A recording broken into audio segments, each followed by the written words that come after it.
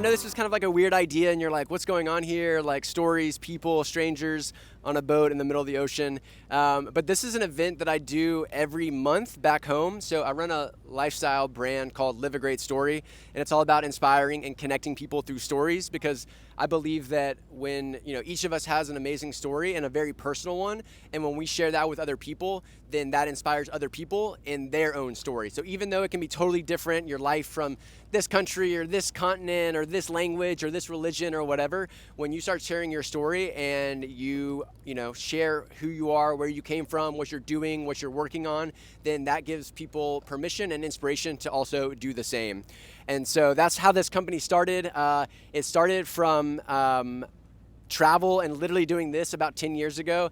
And then I went back home to Austin, Texas, and I spray painted this phrase, "Live a Great Story," on a wall. And people just started taking photos of it and sharing it on Instagram. It started spreading. I made some stickers.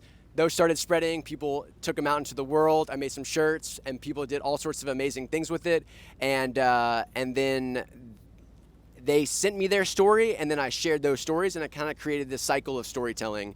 And so it's been around for like 10 years. There's like a dozen, 2 dozen, 3 dozen people that have tattoos. There's over 2 million Live a Great Story stickers out in the world. Dozens of celebrities have shared it. I've hosted like tons of events. Yeah. So yeah, this event started because I was in COVID and I was like kind of lonely and I hadn't been hanging out with people, and I had this idea that I was like, hey, I just want to invite people over to my yard and encourage them to tell stories. And I just like had this, I was doing breath work, meditation, and I just had this idea, and I was like, let's try it out and see what happens. And like 50 people showed up, and it was super cool. It was a really special experience, and everybody said, let's do it again, let's do it again. And so I ended up doing it every month. Last couple weeks ago, we did it in the Hostel, and it was super cool with about this many people. And so now we're gonna do it here. Today's theme is going to be going or coming. So we, we're all travelers here, so we've gone places, we are leaving home, we're leaving a hostel sometimes, maybe we're leaving a relationship, our family, or maybe it's the opposite and we're coming back from that. So we're either leaving or we're coming home. All right, so I'm gonna pass the mic now, and we're gonna, come on up. 2016, I had moved down to Canberra, which is Australia's capital in the middle of fucking nowhere, and I was studying a politics degree, and I was like, what am I doing with my life? Why am I here? And I realized that the whole time I was there, I'd been spending more time doing musical theatre stuff at uni than I had been on my actual uni work. So I was like, I'm just going to take a semester off, see what happens, just spend some time doing what I'm enjoying doing. So the day I decided to take a semester off, I got an audition for one of my first professional productions, and I was like, oh my god, crazy, but okay, I'll do it. And then 2 weeks later, I found out that I booked that role, and it was my first ever paid role in a production, and it happened right off. Thank you. Happened right after making that choice, and I wouldn't have been able to do that show if I hadn't decided to take that semester off, because it would have clashed with uni. And then while I was doing rehearsals for that show, I decided that I wanted to audition for some of Australia's performing arts schools, and then saw some auditions for American schools coming up, and I was like, I'll do those to practice for the Australian auditions. And then I went to one of them for a school called Stella Adler, and I did the audition, and they said that they wanted me to go to LA for their 3-month summer program. So I was like, fuck it, I'll go to LA. So I was 19 and I didn't know a single person in LA, and I got on a plane and moved there not knowing when I was going to come back. So I got to LA and I did the 3-month program, and I lived in an artist commune that was 80 people living on one property. I was in a room with 7 other girls, and we all kind of just lived together. There was a recording studio in the house. Sorry? Yeah, but there were 80 of us on the same property. It was insane. And then at the end of the conservatory, the summer one, they offered me a scholarship to stay for the 2-year program. So I was like, fucking do that too. So I ended up staying for that and ended up living in LA for 3.5 years, and really made a life for myself there and really loved it. And then I met a guy and I lived with him for a year, and then the day before my final performance, he broke up with me, and I wasn't expecting it. So it was all kind of like, fuck, I've just finished my program and I don't have anywhere to live and I don't know what I'm doing. So I booked a flight to New York that day, and 3 days later I moved to New York because I had always wanted to live there. So like right before going to New York, I was looking online at different auditions so I could like try and get into auditions as soon as I got there. And I saw one for a show that I was like, oh, I really want to do that show, but I'd already missed the audition. So I decided just to fucking email them and say, hey, here's a video of me singing. I'd love to get a call back without auditioning. And they were like, sure. So I got my flight to New York. They said that I had to be at my callback. Hello. I had to be at my callback at like 10 a.m. and my flight to New York was getting in at 10 p.m. the night before. So I was like, sweet, that's plenty of time, I'll be fine. But then I got trapped in Austin. And so I was stuck in Austin on the way to New York, and it was like midnight, and they were like, sorry, there's no flights going to New York. And I was like, fuck, I'm gonna miss my audition. But then they ended up getting a flight there, and I got to my Airbnb at like fucking 6 a.m. or something, and I had a shower, and I hadn't slept for like 40 hours or something insane. And I got to my hostel, I got to the Airbnb, got changed, and went straight to my audition. And I was auditioning for the Mad Hatter in Alice in Wonderland, and I ended up booking it. And I think the reason I got it is because I was so fucking tired that I just like, I looked absolutely insane, and they were like, wow, this person's really good at acting crazy. So my first day in New York, I had that audition, and then I thought I fully fucked it up, and I was half asleep, and I went to a cafe that had like a rooftop overlooking Manhattan, and I got a call as I was sitting on that roof saying that I got the role. And it was my first like proper professional show in America, in New York, and I was like, yeah. And I was like sitting on this roof like looking at Manhattan, and I'd never been to New York before, and I was just like crying, like what the fuck is my life? And then COVID happened and it ruined everything. Thank you so much. It was a tough time during COVID, I think, for all of us. And sorry. Yeah, I decided to move to the US over a year ago, and I felt really happy. It was the best decision I ever decide. Yeah, oh my God, I'm sorry. Okay. Yeah, so I moved to the US. I'm still waiting for my visa, and I felt really happy. I had a chance to travel a lot, to meet a bunch of people, and yeah, I think it started in November. I felt really empty, and that was a really tough feeling, because if you feel if you feel empty inside, there's nothing that makes you happy. So if you see something, or if you, I don't know, you feel empty, and that was a hard feeling.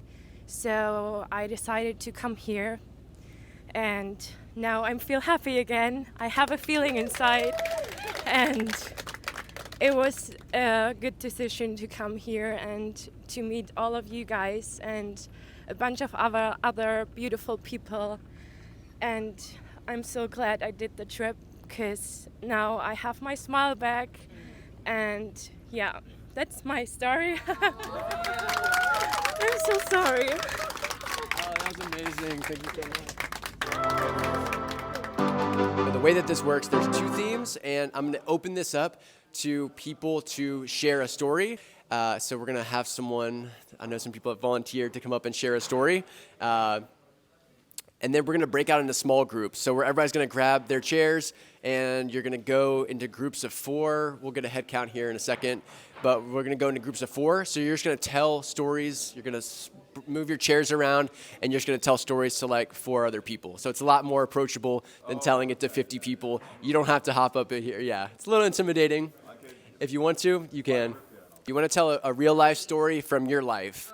Yes, because when you tell a story about your life and your experience and something that you've gone through, then that is something that most people can connect with, right? Because they've probably, what's going to happen is really cool. Is like once you start telling these stories, you're going to, telling a story or listening to a story, you're going to like see a lot of commonality. So travel stories, of course, but you're going to be like, oh, well, like your travel story is like this. Mine's a little different, but it's still kind of the same, right? And so it's important to tell a real life story, but it can go in kind of any direction. So oftentimes people will be there and you're like, sad story, intense story, funny story, and you're like in a group and somehow it all works. So yeah, the more authentic you are, the more that gives other people permission to be authentic as well. So yeah, like I've had some people share some really intense stories, and it's just really powerful and incredible to hear people like open up. So yeah, obviously this is a safe space. We want to be respectful of people's stories. I want to open this up and see if anybody wants to tell a travel story. Come on, dude. Let's do it. For the last 2 months, I've been kind of traveling around with this friend of mine. She's called Amanda. And she always carried a little like fanny pack, you know the ones? Yeah. And she has everything in there, like wallet, phone, everything. Cool. Really handy. And then we went to, what was it? The monkey temple in Bali. And we're looking at the monkeys and they're super funny and everything, and it's really cool and everything. And we noticed that some of the monkeys sometimes get a little bit handy with the people. That's funny, haha. And at one point, I kind of like separate a tiny bit from my friend Amanda. And I just start looking at her, like her direction, And then I see her just kind of like looking away like this, with her purse like a little bit down this way. And then I see a monkey going for the purse, like a little bit like trying to grab it and stuff. And then she feels that there was a monkey, there was like something touching her purse. And she's just like, Ale, stop. Like, that's me, I'm Ale. Ale, stop. And then like the monkey starts like going like a little bit more like that, It's like, Ale. She sees me right there, like all the way over there, looks at me like this, like, oh my God, looks at the monkey, she's like, fuck! And then just like starts like, instead of like pulling away from the monkey, starts like taking off the thing, and I'm like, Amanda, no! Don't fucking give it to her, man! And everybody around it was just laughing their ass off. And that was almost really bad. Very crazy story, and I only share it because I feel like it's kind of therapy. I don't know if I'm completely over it, but being in front of you guys, maybe I will be over it. So this is the story how I ended up in Thai jail for 5 months when I was 22 years, without drugs involved though. So I traveled in Thai jail. I traveled 2019 to Thailand. Just typical backpacker stuff. Just finished first years of uni. Wanted to go like for 2-3 months exploring Southeast Asia. And then fucking COVID hit and I didn't go home. I thought like it's a great idea to be in this tropical paradise and spend COVID lockdown there. Even though the embassy tried to convince everyone, every traveler, go back home, and there were like separate flights going home. But I was young and stupid, and I was like, okay, fuck it. The world is going down in Europe. I'd rather stay in Koh Phangan with all these amazing hippies and smoke weed every day. But it was not a good idea. So after a while, even Thailand started to do very strict rules, and there were no parties allowed anymore. Not more than, I think, 3 people at a place together, curfew at 10 p.m., and we listened to it the first couple of weeks, but after a while, all of the people get stranded there. We formed a very solid community, so we still made parties. And on one night, me and 30 other people, we were in a villa and started a party, and it was not allowed to throw a party. We didn't know at this time that there's a 2-year sentence for breaking this law. And then, yeah, we got sold by the neighbors for like, I don't know, just too loud music. Probably they cooperated with the police as always, because everything is corrupt there. And then fucking police came with machine guns, everything on the ground, blah blah. And we went to police station first. First we thought, okay, when like 12 different embassies get involved, we all go out the next day. And then we realized, okay, the embassy can't get involved in legal processes in Thailand, and they want to set an example so no other travelers will do the same, or no other people will do the same. So we got into newspaper, like party got busted, blah blah.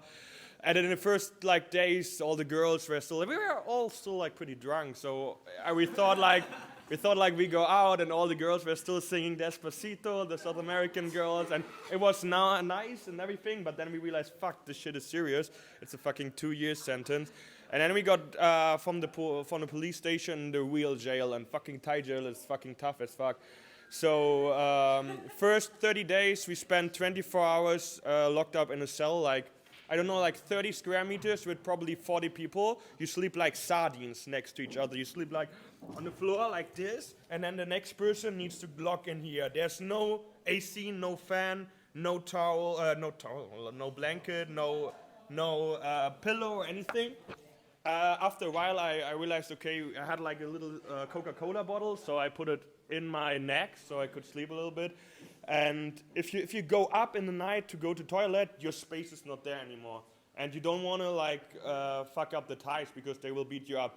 The Thais are very respectful if you respect their culture, and if you are very calm and don't complain about your situation, because in the end you broke the law in their country.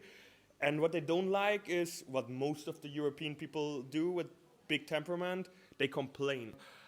And when you complain, Thai people can be very cruel and pick you with 10, 20 people and just beat you up, because their national sport is Muay Thai. So yeah, I was lucky because I do Muay Thai myself in Germany for around 9-10 years. That was originally my plan, to go to Thailand. Didn't end up well. Like, I started to party every day, drink alcohol, didn't do Muay Thai. But then in the jail, I started to train with like the local guys, and like ended up climbing up the hierarchy, I guess. So I didn't get picked up there, like didn't get beat up, didn't have a problem with the Thais. I tried to do my best, and I learned a lot about mental strength there, because I tried to push it in a narrative that this is very important for my personal growth.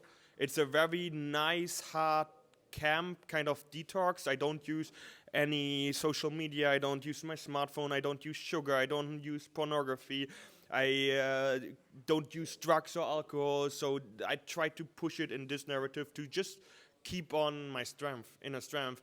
The real thing was that we didn't know what will happen.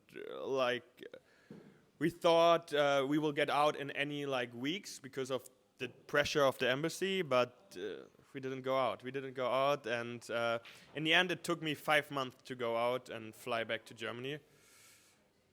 I lost around 25 kilos, but I think this really helped me to grow as a person and to respect my family and friends way more, love them way more, realize my privileges in life, and just, I feel like nothing at home could hit me anymore. And the good thing is, I'm staying here right now in Indonesia, so it didn't break my travel will, I guess. Like my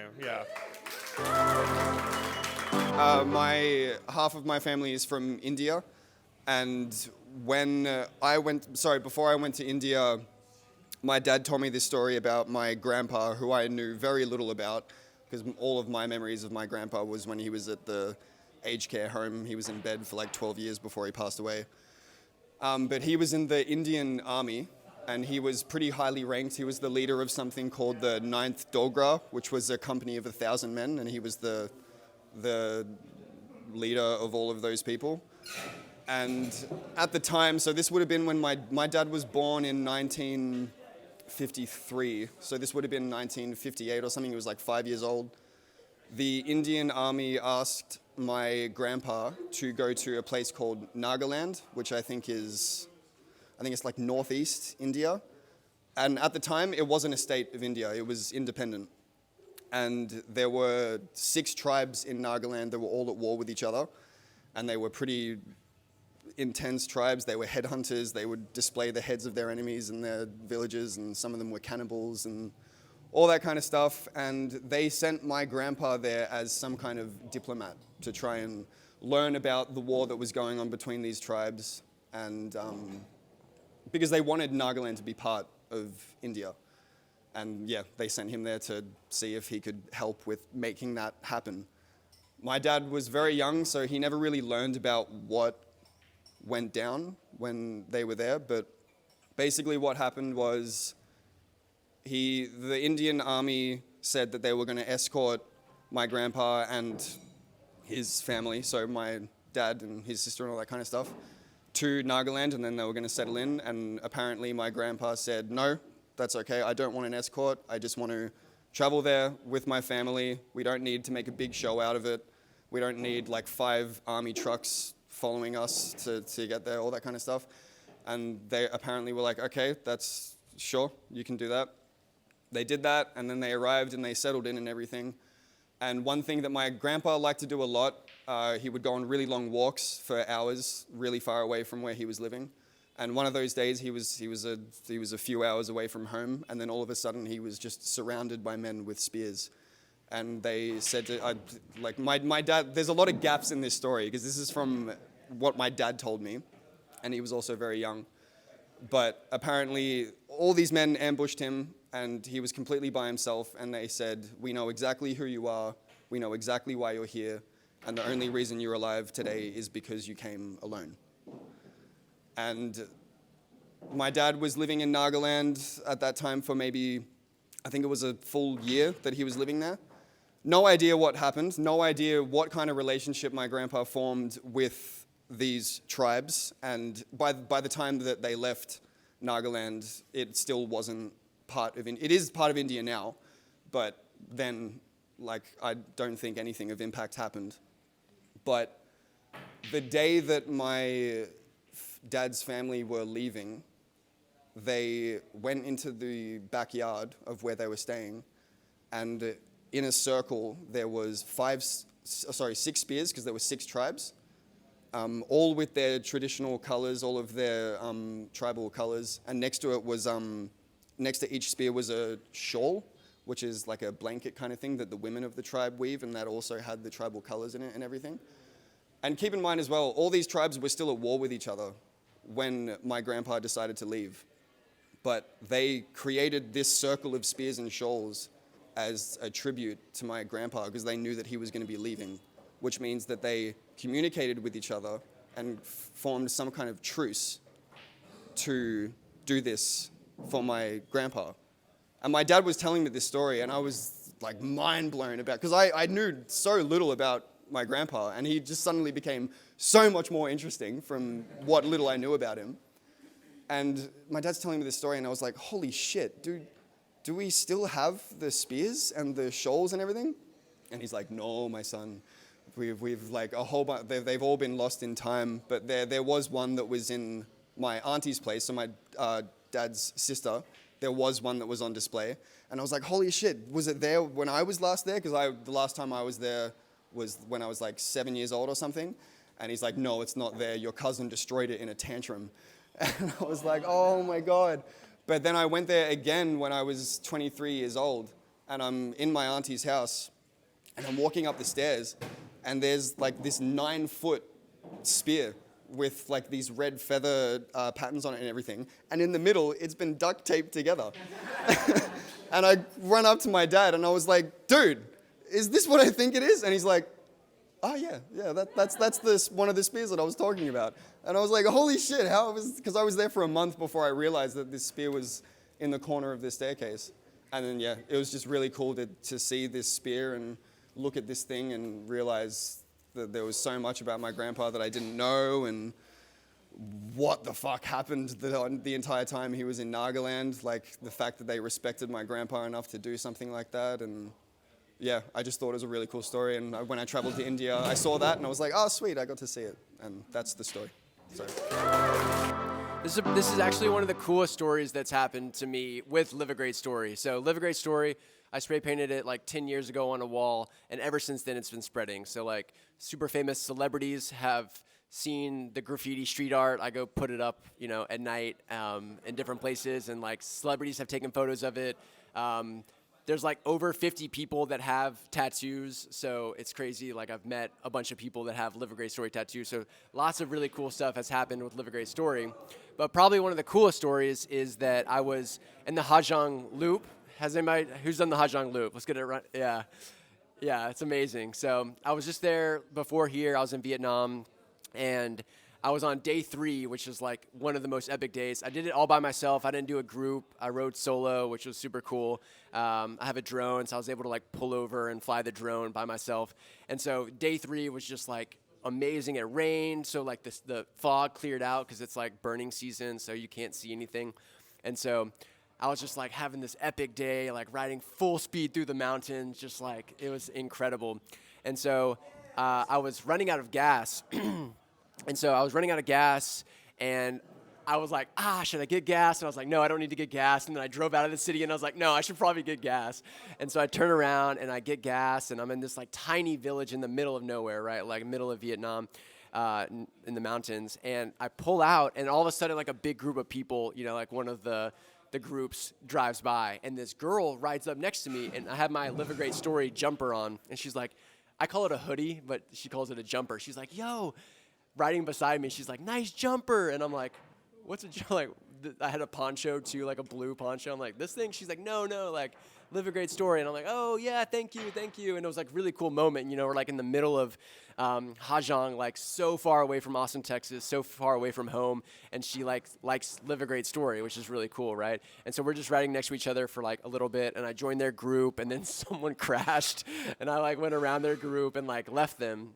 And so towards the end of day 3, you come up to this amazing like coffee shop that's like surrounded by mountains, and it's this incredible view. And I just come over like the day like full speed by myself. I was going through a lot of stuff in my head, like trying to figure out my life. So I just had this like day in the mountains. Like it was a really incredible, already like peak experience. I think day 3 Hajong was like probably one of the top 5 best travel memories of my life. And so I pull up to this, and I'm just like looking at this view, and I'm like, damn, this place is gorgeous. Like it's amazing, and the mountains and the sunset and everything. And then I see the girl, and she's there, and I'm like, yo, what up? And she had like fallen, so her like whole side was muddy, and she was like covered in mud, and she's just like super funny. And I'm like, hey, what's up? Live a Great Story. And she's like, yeah, Live a Great Story. And she's like, I saw Live a Great Story in 2019 in Budapest at a ruin bar. And she goes through her phone and like scrolling all the way back to 2019, and she pulls out a photo of a Live a Great Story sticker from Budapest 3 years ago in a ruin bar. And she's like, I think about this sticker all the time. It's like always, that phrase is always in my mind. And she's like, and then I saw your jumper, and I give her a sticker, and she's freaking out. And I was just like, I can't believe that we're here, like in one of the most beautiful places, in one of the most amazing days that I've had, so far away from home, so far away, like especially me going through like a breakup and like a mental, emotional day, to like have that connection with her in the mountains. It was just like so wild, and forever will be like one of my most peak experiences for Live a Great Story. Thank you.